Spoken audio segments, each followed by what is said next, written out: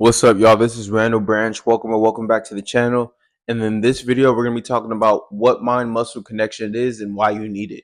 This is a video request. I had dropped a short yesterday talking about the importance of mind-muscle connection and how mind-muscle connection is honestly the best way to progressively overload, right? It's the best way to progressively overload to improve your mind-muscle connection, to improve the connection between your mind, right, your neuroscience and the actual muscle that you're working, right? So if you're doing a lat pull down, improving the connection between your brain feeling your lats is way better than just improving the absolute weight, right? Because your body does not care about weight, your body cares about stimulus. How do you stimulate a muscle? By connecting with it with your mind. I know for some of you guys who aren't really too aware of how this works, it might sound like it's like some woo woo shit, but like this is like real talk. Like this is real talk, guys. So I talk about mind muscle connection, and somebody asked me to go a little bit deeper into it. I'm gonna be real with you guys. I do a whole bunch of studying on this, right? But I don't have like all like these words to throw at you guys to impress you guys, which is probably better because that's not number one, that's not my style. But number two, it'll be more digestible for me to just talk to you in a way that I would explain to like a person that asked me, as opposed to like pulling up this study and pulling up like that's not even my speed, and that would just probably confuse the shit out of you guys. So I hope we're on the same page about that. But basically, mind muscle connection is what I said. It's the connection between your mind and your muscle, right? You guys have to understand that when you're doing a specific movement, you might be bicep curling, you might be doing a tricep extension, right? I don't train my abs with weights. I train body weight abs. And if you guys want another video about that, get in the comments and let me know. But I don't train abs with weights. But you might be doing a weighted cable crunch. You might be doing leg extensions, right? The body doesn't know this. Okay, the body doesn't know Tom has 150 pounds on the leg extension on Monday, and then Thursday when he hits legs again, he went up to 155.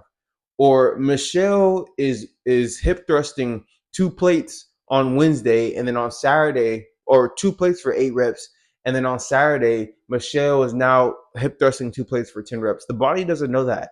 The body only knows is Michelle or is Tom or whoever, what stimulus are they providing? Are they overloading that stimulus? Are they stimulating the muscle? And is the muscle becoming more and more stimulated as time goes on so that the muscle can adapt to that new stimulation? That's how you build muscle. That's how you sculpt an aesthetic physique. That's how you progressively overload, right? It's not absolute weight. It's not absolute weight. One of the 90% of people can progressive overload by literally staying where they're at with their weight, but working on filling the muscle, that the intended muscle. You guys don't know how many times I'll be in the gym and I'll see a dude bicep curling, and he's just throwing weight around. It's common with all movements, but biceps and back, people's form and chest, like those muscles, people's form is just out of whack, right? Trying to lift super heavy. I trained a lady yesterday. Yesterday morning, I trained a lady, and we were talking about mind muscle connection. I was walking her through it. I was walking her through the training, and I was having her do lateral raises, body weight. And I told her we won't even add weight until, because she told me she can't feel her shoulders. She couldn't feel her shoulders when she was doing her form. So I was critiquing. I was iterating it and stuff. And then we finally got the form right, and she's a few reps in, and she said she can't feel her delts. I said focus, like just focus. And I told her throughout the workout, you have to put your mind into the muscle and really focus, right? I said, we're gonna keep doing just body weight, just you raising your arm and working on filling your delts. We're gonna keep doing that, and we're not gonna add weight until you could feel your delts, right? Now, after about, I want to say 12 to 13 reps, because her mind was all over the place. And this happens a lot in the gym. A lot of people are physically in the gym, but they're not mentally in the gym. You want to be physically and mentally in the gym while you're in the gym, right? After about 12 to 13 reps, I've been doing this for 5 years, guys, which isn't the longest time, but I'm a nerd with this shit, and I'm very good with what I do. Right? I'm watching her, and after about 12 to 13 reps, I said, "You could feel them now, huh?" She said, "Yes," and I could literally see the fact that her delts were being stimulated. Right? Like I saw it, and she's like, "Damn, I could actually feel it now." Right? So boom, I think we added like 5 pounds, and then we went from there. She's like, okay, I can feel my delts, right?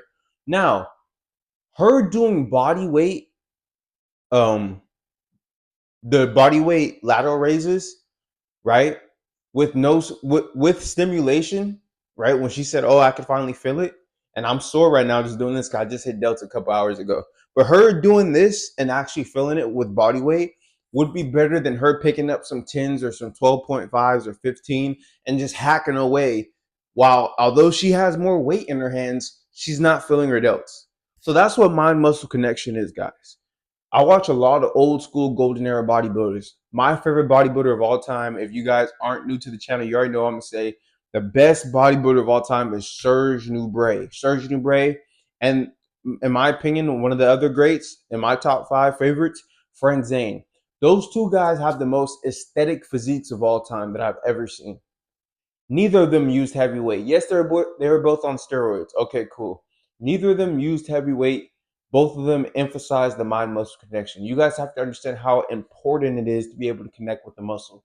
Like I mentioned a few minutes ago, you want to mentally be in the gym, right? A lot of people are physically in the gym, but mentally they're thinking about their ex, they're thinking about work, they're thinking about the girl walking around with a fat butt, or they're thinking about, if you're a girl watching this, they're thinking about the dude walking around with all the tats or whatever. Like they're not focused on the movement, right? And then they get to the movement, they're trying to go heavier than yesterday, so now they're just hacking weight. They don't feel anything but tendons, elbows, and joints, and their central nervous system is getting fried because they're just cortisol maxing, right? This is the average person in the gym. Whereas you'd be so much better if you were focused. You were super focused, right? You came in the gym. As soon as you got to the gym, nothing mattered but the gym. What I do and what I have all my clients do is the first 5 minutes you're in the gym, you walk on the treadmill, not at an incline, but you just walk on the treadmill. You read over your plan for your training. You get your mind mentally engaged for your session, right? Another tip I'll give you guys is have pictures of your physique. While you're on the treadmill or between sets, depending on how long you rest, your rest period should be short, right? Your rest period is like longest is a minute and a half, right? Depending on where you're at in your training.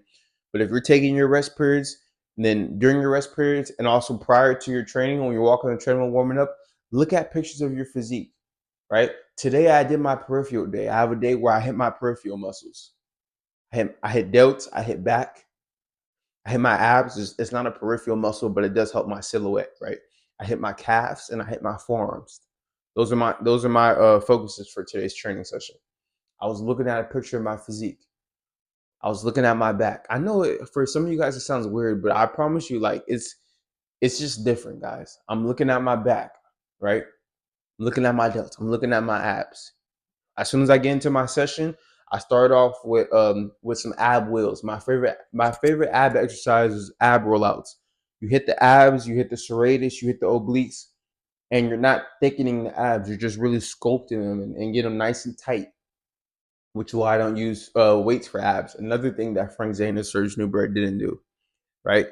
Now, while I'm rolling out in my mind, I'm literally thinking about my abs, and I have the picture that I was just looking at while I was walking on the treadmill warming up of my abs in my mind.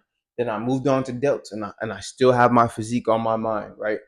Now I'm supersetting, so I'm not looking at my physique during my sets, but I was just looking at my physique before my session started. So my mind is mentally connected and there was a physique picture that I took this morning. So my mind is mentally connected to the muscles that I'm looking to work, and I'm focusing on sculpting a beautiful physique.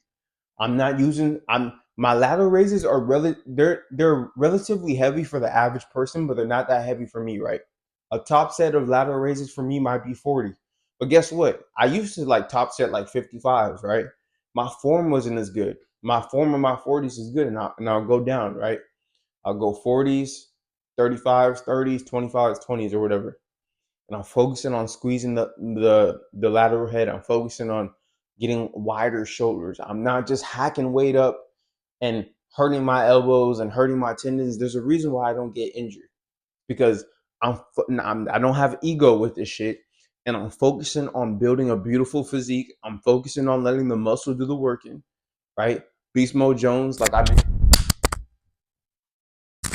Well, I dropped this yesterday too. Beast Mode Jones, like I mentioned, my favorite fitness content creator, has a slang. No swinging, no jerking. Let the muscle do the work. And he has a whole bunch of slangs, but that's one of my favorites. I'm not swinging. I'm not jerking. I'm letting the shoulders do the working. Right. That's gonna be what mind muscle connection is. Focusing on the muscle, guys. Literally, it's like, and I'm not saying like fitness is like a religion, but it's damn near like a spiritual process. Like really connecting with the body, right? Beast Mode Jones, I'm telling you, I really fuck with Beast Mode Jones. He even has another thing where like he talks about making sweet love to the weights, and I know it might sound weird to some of you guys, but literally, like when I'm doing stuff, especially when I'm doing bicep curls, it's like I'm making love to like the machine, bro. Like damn near, it's like I'm so connected to the machine, and like I'm so engaged, and I'm in such a rhythm, and I'm so focused on the biceps. It's like I'm damn near like if you feel me, like that's damn near what it is. I know some of you guys are gonna be like, "This is crazy," but this is what mind muscle connection is. We're not just swinging weights. We're not just flaring up our elbows, and we're not cooking our central nervous system, and we're not fucking up our rotator cuff and fucking up our knees and stuff. Like we're just focusing on building a nice aesthetic physique. We're focusing on building the muscles, sculpting the physique. We're mentally engaged, and we're not distracted. So this is what mind muscle connection is, okay? I could talk a little bit more about this. This is just me freestyling and having fun, right? But I really love this shit, guys. So I hope you guys enjoyed this video about mind muscle connection. Get in the comments and show some love. Follow me on Instagram at Randall Branch and go ahead and DM me if you guys have any questions or any more video requests. And if you guys want help to build your physique, right? I do personalized training programs. I do personalized nutrition programs.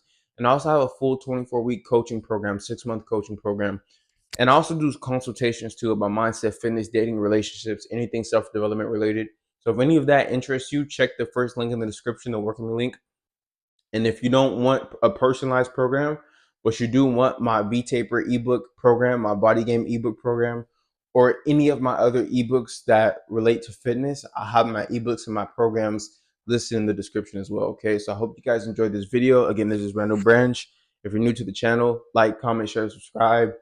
If you're not new to the channel, then like, comment, and share. And I'll see you guys later today for one more video. Peace.